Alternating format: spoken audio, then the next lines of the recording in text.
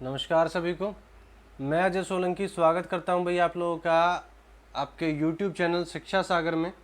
और काफ़ी दिनों से जैसे कि आप EVS पैडागोजी पढ़ रहे हैं, जिस स्पीड से हम EVS पैडागोजी पढ़ रहे हैं, इसका मतलब है कि बहुत जल्दी हम इसको कवर कर लेंगे, मतलब ज़्यादा समय नहीं लगाने वाले हैं। लेकिन बीच बीच में सही तरीके से पॉइंट वाइज अपना रिवीजन करते रहना या इम्पोर्टेंट पॉइंट्स को देखते रहना बहुत ज़्यादा ज़रूरी है। तो वही काम आज हम करने वाले हैं। जो आपके मेन पॉइंट्स हैं पैडागोजी में, या फिर आप ये कह सकते हैं कि जो रिवीजन है आपकी आज तक अभी जो जो आपने पढ़ा है, या जो क्वेश्चन क्यों आते हैं, किस बेस पर आते हैं, या उनका क्या आंसर होना चाहिए, तो उनकी तरफ एक हम क्विक ग्लैंस आज देखेंगे। उनको एक नज़र हम जल्दी जल्दी ऐसे ही फेरते हुए आगे बढ़ेंगे। तो आज भाई आप लोगों के लिए EVS पैडागोजी जो हर रोज़ शाम को 8 बजे आप लोगों के लिए लेकर मैं आता हूँ, उसकी ही एक और क्लास है। बढ़ते हैं आगे अपने पहले पॉइंट की तरफ। तो पहला पॉइंट क्या कहता है? पहला पॉइंट कहता है बच्चे क्लासिफिकेशन की स्किल सीख सकते हैं अगर उन्हें कुछ कैटेगराइज करने को कहा जाए, जैसे जानवर, वस्तुएं आदि। जैसे इस पॉइंट का कहने का अर्थ यह है कि बच्चे क्लासिफिकेशन करना मतलब कैटेगराइजेशन करना सीख पाएंगे, वर्गीकरण सीख पाएंगे, लेकिन कब? जब उन्हें खुद करने दिया जाएगा तब। जैसे मान लो कि एक सजीव जगत है, ठीक है, सजीव जगत है, उसमें चीज़ों को कैटेगराइज करना है, या ऐसा मान लेते हैं पहले सिर्फ जगत है, पहले सिर्फ हमारी जो दुनिया है वो है। उसमें दो तरह की चीज़ें मिलती हैं, एक मिलती हैं सजीव, एक मिलती हैं निर्जीव। यही दो चीज़ें मिलती हैं। अब जो सजीव चीज़ें हैं उनमें और कई चीज़ें मिलती हैं, जैसे कि आपको मिलेंगे पौधे, जैसे कि आपको मिलेंगे जानवर, आपको मिलेंगे पक्षी, ठीक। फिर उसके बाद अगर हम बात करें सिर्फ जानवरों की, तो जानवर में भी कई तरह के हो जाते हैं। जैसे कुछ ऐसे जानवर हैं जो पानी में रहते हैं, कुछ ऐसे जानवर हैं जो जल में रहते हैं, कुछ ऐसे जानवर हैं जो दोनों जगह पाए जाते हैं, या फिर कुछ ऐसे जानवर हैं जो पत्ते खाते हैं, कुछ ऐसे जानवर हैं जो दूसरे जानवरों को खाते हैं, मतलब उनका मांस खाते हैं, कुछ ऐसे जानवर हैं जो जिंदा को खाते हैं, और कुछ ऐसे जानवर भी हैं जो मुर्दा को खाते हैं। तो ऐसे हर तरीके के अलग अलग जानवर आपको पाए जाते हैं। ये क्या है? ये है वर्गीकरण, ये है कैटेगराइजेशन, ये है आपका क्लासिफिकेशन। तो ये बच्चा सीख पाता है कैसे? जब आप उसको खुद करने देते हो। और ये प्रैक्टिस कब करवाई जाती है, कैसे करवाई जाती है? अलग अलग प्रकार से, जिसमें से काफ़ी ज़्यादा प्रसिद्ध है एक ऐसा बोर्ड जिस पे कई सारे स्टिकर्स लगाए जाते हैं। जैसे मान लीजिए कि बच्चे को बोला गया जानवर को वर्गीकृत करो, तो काफ़ी सारे स्टिकर पड़े होंगे सामने, इंसान के, पक्षी के, फूल के, पत्तों के, जानवरों के। तो उसमें से बच्चा सिर्फ जानवरों के स्टिकर उठाएगा और उस बोर्ड पे लगा देगा, ठीक है। अब आते हैं सेकंड पॉइंट पर। सेकंड पॉइंट में कहा गया है कि बच्चों को अपने आसपास की सूचनाएं एकत्रित करने के लिए मोटिवेट और प्रोत्साहित किया जा सकता है, ताकि, या किया जा सकता है नहीं, किया जाना चाहिए, ताकि वे अपने आसपास के वातावरण से ज़्यादा अच्छे तरीके से सीख सकें। तो NCF 2005 क्या कहता है? वो कहता है कि अपने आसपास के वातावरण से ज़्यादा सीखो, ठीक है, वातावरण से कनेक्ट रहो। बच्चा पर्यावरण के लिए अच्छा कब बनेगा? जब वो उससे कनेक्टेड रहेगा। मतलब जैसे आप हो, आप अपने माँ बाप के लिए ज़्यादा फायदेमंद कब हो सकते हो, ज़्यादा अच्छे कब हो सकते हो, ज़्यादा आज्ञाकारी कब हो सकते हो? जब आप अपने माता पिता के साथ ज़्यादा समय रहो। ऐसा तो नहीं ना कि बचपन में होते ही के साथ आपको एक हॉस्टल में डाल दिया गया, फिर उसके बाद जब आप 25 साल के हो गए तो घर लाया गया, फिर आप बोलते हो कि ये आपके मम्मी है, ये आपके पापा हैं, इनकी सेवा करो। तो नहीं करोगे आप। तो जब ज़्यादा समय तक उनके टच में रहते हो तब उनके लिए आप ज़्यादा सोचते हो। तो सेम उसी तरीके से NCF 2005 कहता है कि बच्चों को मोटिवेट करो, बच्चों को प्रोत्साहित करो, ताकि वो अपने आसपास के पर्यावरण से ज़्यादा कनेक्ट रहें और ज़्यादा सीखें, ठीक है, और ज़्यादा सूचनाएं एकत्रित करें। अब सूचना किसी भी प्रकार की हो सकती है कि हमारे पर्यावरण को कब, क्यों, किस वजह से नुकसान हो रहा है, ठीक है। फिर उन चीज़ों को रेक्टिफाई करके सॉल्व करना। आगे बढ़ते हैं। थर्ड पॉइंट आपका, बच्चे को प्रकृति को ऑब्जर्व करने देना चाहिए, मतलब जो भी आसपास का एनवायरनमेंट है, पर्यावरण है, उसको अवलोकन करने देना चाहिए, ताकि वो कक्षा में केवल प्रकृति के बारे में किताबों में ना पढ़े, बल्कि जो असली प्रकृति है बाहर जाकर उसके साथ भी, मतलब उसके बारे में भी एक सक्रिय कार्यकर्ता बने, उसके बचाव पक्ष में, उसके संरक्षण में, और प्रकृति के प्रति उसके मन में क्या आ जाए, प्यार आ जाए, जागरूकता आ जाए, अवेयरनेस आ जाए। ठीक है, ताकि वो खुद गलत काम ना करे, दूसरों को रोके, और उन गलत प्रभावों को जो अब तक हो चुके हैं उनको कैसे हटाया जा सकता है उसके लिए काम करे। ठीक, जैसे आप मानते हो कि ग्लोबल वार्मिंग बढ़ रही है, तो ये आपको पता चला, कैसे पता चला, जब आपने प्रकृति को ऑब्जर्व किया। ऑब्जर्व करके क्या देखा, ग्लेशियर पिघल रहे हैं, ये देखा अपने अवलोकन करके। उसके बाद क्या हुआ, आप एक सक्रिय प्रतिभागी बने। सक्रिय प्रतिभागी कैसे बने, आपने खुद अपने घर में ग्लोबल वार्मिंग जो भी चीज़ें करती थी वो हटा दी, जैसे कि पुरानी गाड़ियां हटा दी। कुछ लोग ऐसे हैं जो आज भी चेतक स्कूटर लेके चलते हैं, चाहे वो कितना भी धुआं देता हो, तो उसको हटा दिया जाना चाहिए। अच्छा, उसके बाद भाई और भी काफ़ी सारी चीज़ें जो आप लोग एनवायरनमेंट के लिए कर सकते हो।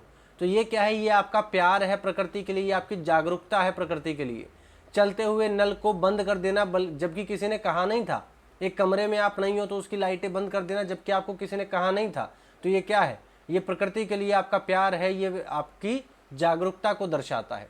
आगे बढ़ते हैं, नेक्स्ट आ जाते हैं भाई चौथा पॉइंट।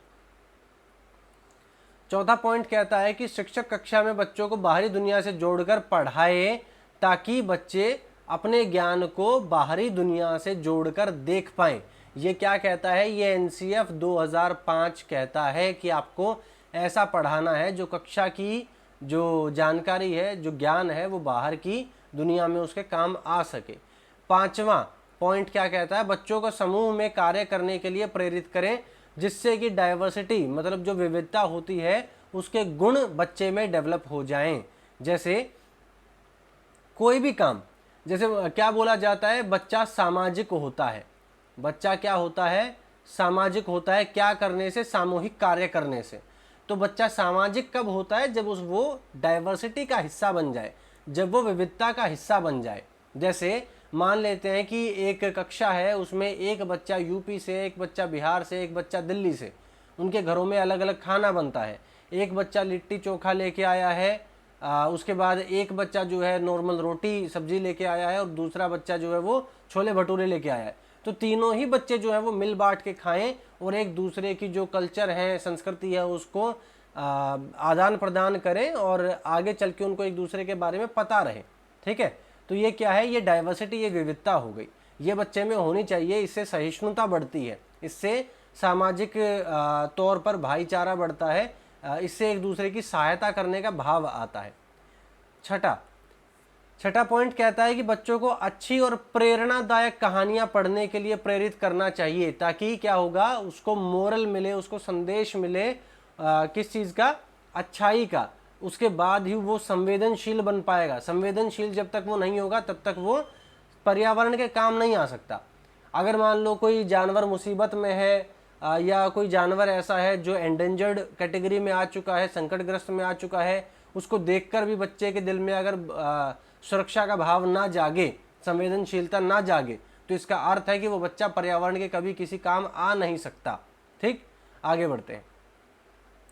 नेक्स्ट है भाई कि क्रिएटिविटी करने के लिए बच्चों को प्रोत्साहित किया जाना चाहिए। क्यों किया जाना चाहिए, ये आपको 8वें पॉइंट में क्लियर हो जाएगा। एक क्रिएटिविटी क्या होती है, एक क्रिएटिविटी होती है चित्रकला, मतलब पेंटिंग करना। बच्चों को पेंटिंग करने के लिए ज़रूर बोलना चाहिए। क्यों करना चाहिए, क्योंकि ठीक है, बच्चे को जब आप बचपन में हो तब मूर्त से अमूर्त की तरफ लेकर जाने की कोशिश करते हो, लेकिन अमूर्त चिंतन या अमूर्त सोच उसकी कब डेवलप हो पाएगी, जब वो क्या कर पाएगा, जब वो चीज़ों को इमेजिन कर पाएगा, जब वो ऐसी चीज़ों के बारे में सोच पाएगा जो उसके सामने नहीं है।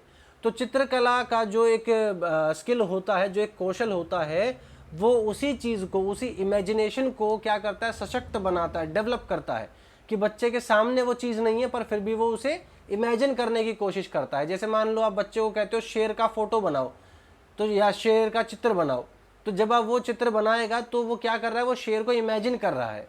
तो ये करना क्या है, ये उसकी प्रैक्टिस हो रही है किस चीज़ की, अमूर्त चीज़ों को, जो उसके सामने नहीं है उन चीज़ों को सोचने की।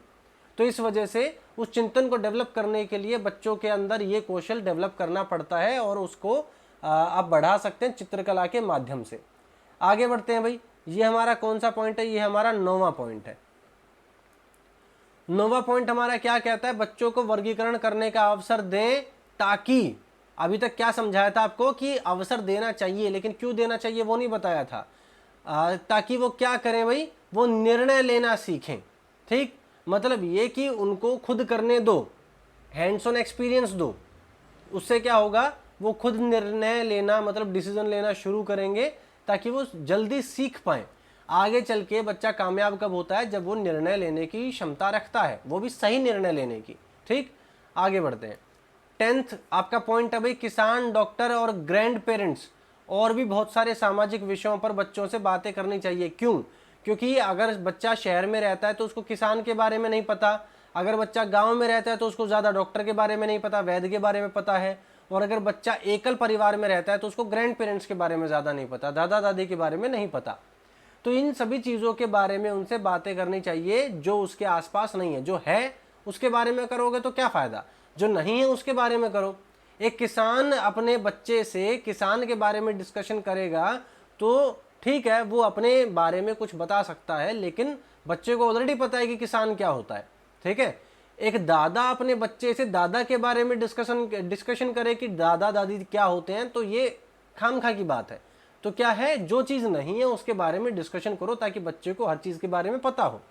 11वां पॉइंट कहता है भाई, बच्चों को पेड़ से दोस्ती करना सिखाएं, उनका ध्यान कैसे रखना है ये बताएं, पर्यावरण के लिए जागरूक करें। अब जब आप पेड़ से दोस्ती करना सिखाओगे तो इसका अर्थ क्या है, बच्चे को संवेदनशील बना रहे हो, बच्चे के मन में पेड़ों के लिए क्या है, भावनाएं जगा रहे हो। तो ऐसा बच्चा आगे चल के क्या बन पाता है, ऐसा बच्चा आगे चल के सुंदरलाल बहुगुणा भी बन सकता है कि नहीं, गोरा देवी बन सकता है। तो ये क्या है, ये लोग वो हैं जिन्होंने पर्यावरण के लिए बहुत बड़े बड़े काम किए हैं। क्या काम किए हैं थोड़ा सर्च कर लेना, याद आ जाएंगे, मैंने बता रखे हैं। आगे बढ़ते हैं भाई, 12वां पॉइंट कहता है बच्चों को अपने देश की संस्कृति, रीजनल सॉन्ग्स, नृत्य, इन सभी विषयों की जानकारी दें और उनमें ज़्यादा जानने की उत्सुकता जगाएं। जैसे अब आपको मैं ये कहूँ कि बिहू क्या होता है, आपको बिहू हो सकता है ना पता हो, तो अगर आप असम के हो सकता है आपको बिहू पता भी हो, अगर आप असम के हैं तो। लेकिन हमारे रीजनल सॉन्ग्स काफ़ी लोगों को नहीं पता। अगर मैं आपको ये बोलूँ अपना कोई भी एक क्षेत्रीय गाना सुनाओ, आप नहीं सुना पाओगे, मुझसे पूछोगे मैं भी नहीं सुना पाऊंगा। क्यों? क्योंकि उतना ज़्यादा हम उतने ज़्यादा पास नहीं रहे हैं, हमने सुन रखा है लेकिन हम याद नहीं कर पाए। तो अगर अपने बच्चों को आप ज़्यादा पास रखोगे हमारी संस्कृति के तो याद रख पाएंगे। जैसे अगर मैं आपसे पूछूं आपको गायत्री मंत्र याद है, कुछ लोगों को याद होगा। फिर उसके बाद मैं पूछूं क्या आपको मृत्युंजय मंत्र याद है, हो सकता है कुछ लोगों को याद हो। फिर मैं पूछूंगा कि आपको शांति मंत्र याद है, ये याद नहीं मिलेगा। तो क्या होगा, आप अपने बच्चों को थोड़ा संस्कृति के पास लाएं, पर्यावरण के पास लाएं, उनमें जागरूकता बढ़ाएं और इसी तरीके से हमारी जो धरोहर है उसे आगे बढ़ाने में हेल्प करें। 13वां पॉइंट कहता है बच्चों को आसानी से यूज होने वाले रिसोर्स के बारे में बताएं और उनको बढ़ावा दें। अब जैसे मान लो कि गाड़ी पेट्रोल से चलती है कि नहीं, अब पेट्रोल के पीछे पड़े रहो, गाड़ी सोलर एनर्जी से भी चल सकती है और सोलर एनर्जी ज़्यादा आसानी से मिलेगी, पेट्रोल तो फिर भी बहुत मुश्किल से मिलता है। पहले खुदाई करो, फिर उसमें से तेल, कच्चा तेल निकालो, फिर उसमें से पेट्रोल अलग करो, फिर उसको रिफाइन करो, फिर उसके बाद उसे बड़े बड़े टैंक में फिल करके अलग अलग जगह पहुंचाओ, फिर पाइपलाइन के माध्यम से पहुंचाओ। तो ये बहुत ज़्यादा कॉम्प्लिकेटेड हो गया है कि नहीं। इससे बढ़िया ये है कि सोलर पावर से अपनी गाड़ियां चलाओ, ना पेट्रोल पंप जाने की दिक्कत, अपना लाके कहीं भी खड़ी करो, वो तो लगातार चलते चलते भी चार्ज होती रहेगी। अगर आपने बाहर कहीं पार्किंग में खड़ी रखी है वहाँ भी चार्ज होती रहेगी अगर सोलर पैनल उसमें लगा हुआ है। तो बहुत सारी चीज़ें हो सकती हैं, करने वाला चाहिए।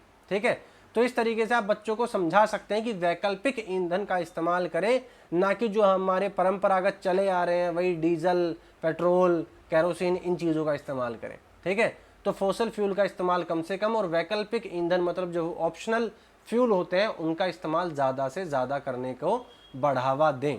ठीक है, और साथ ही साथ जब आप ये चीज़ें इस्तेमाल करोगे तो सस्टेनेबल डेवलपमेंट करने का आइडिया जो है वो ड्रॉप कर दोगे तो भी काम चलेगा।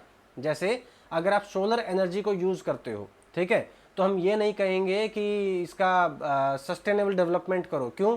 क्योंकि अभी मिल रही है, बाद में नहीं मिलेगी, ऐसा नहीं हो सकता। सूरज आज भी है, कल भी था, परसों भी रहेगा और तुम जब नहीं रहोगे तब भी रहेगा। तो ये क्या है, इसको बचा के चलने की ज़रूरत नहीं है, तुम्हारे बस की नहीं है कि इसको ख़त्म कर दो इस्तेमाल कर करके।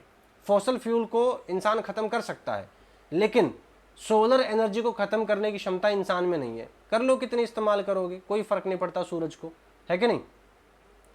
तो इस तरीके से भाई ये कुल मिला के आज की आपकी पूरी क्लास थी, जिसमें मैंने आपको पॉइंट्स रिवाइज करवा दिए हैं और इम्पोर्टेंट पॉइंट्स बता दिए हैं।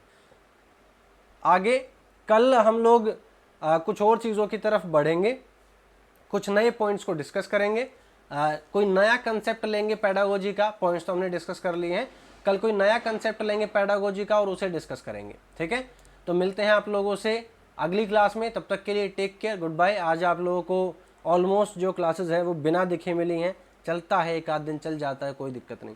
और मैथ्स की जो क्लास थी वो आज आपको सिलेबस वाली लाइव मिली थी। अगर किसी को पेपर 1 और पेपर 2 के सिलेबस में कन्फ्यूजन है, अगर कोई ये जानना चाहता है कि कौन सी क्लास पेपर 1 की होती है, कौन सी क्लास पेपर 2 की होती है, तो जाके एक बार वीडियो को ज़रूर देख लेना, आपको समझ में आ जाएगा कि मैथ्स में क्या पढ़ें, कैसे पढ़ें, पेपर 1 के लिए क्या पढ़ें, पेपर 2 के लिए क्या पढ़ें। आपको एग्जैक्ट सिलेबस समझ में आ जाएगा जो ऑफिशियल 2020 के लिए है, क्योंकि अलग अलग वेबसाइट से आप सिलेबस देखते हो, कोई पॉइंट छोड़ देता है, कोई पॉइंट छोड़ देता है। तो जो आज मैंने बताया वो सीटेट के ब्रोशर जो लॉन्च किया गया था ऑफिशियली 2020 के लिए, उसमें से पिक किया था, तो उसमें कोई भी गलती की या कोई चीज़ छूटने की गुंजाइश नहीं है। ठीक है, तो इसी के साथ भैया आज की क्लास को ओवर करते हैं। लाइक कर देना, नहीं हो तो सब्सक्राइब कर देना, अपने दोस्तों में शेयर कर देना। ठीक है, पुण्य कमाओ, स्वर्ग में पहुंचोगे और नौकरी मिलेगी बहुत जल्दी, वो अलग बात। ठीक है, तो टेक केयर, गुड बाय, पढ़ते रहें और हमेशा आगे बढ़ते रहें।